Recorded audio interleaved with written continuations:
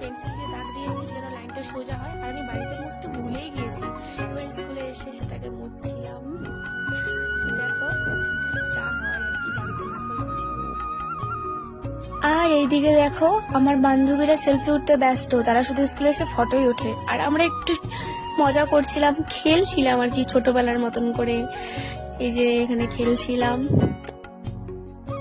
তো আমি দেখো বাচ্চাদের যেগুলো দোলনা রয়েছে স্কুলে সেটাতে উঠে একটু মজা করছিলাম আর কি। তো তারপরে আমি একটু দোকানে চলে আসছি, কারণ দোকানে আমার পেজবোর্ডটা আমি নিয়ে যেতে ভুলে গিয়েছি, সেটা নিলাম। এবার যাচ্ছি হচ্ছে বাড়ি। সেখান থেকে আবার আমরা গিয়েছিলাম একটা দোকানে, সেখানে আমার বান্ধবী ক্লিপ নিবে। তারপর নিলাম 2টা আইসক্রিম, 2 বান্ধবী খাবো। ততক্ষণে আমি আইসক্রিম খাই। আর তোমরা আমার ভিডিওটা ভালো লাগলে লাইক, কমেন্ট, শেয়ার এবং পেজটাকে ফলো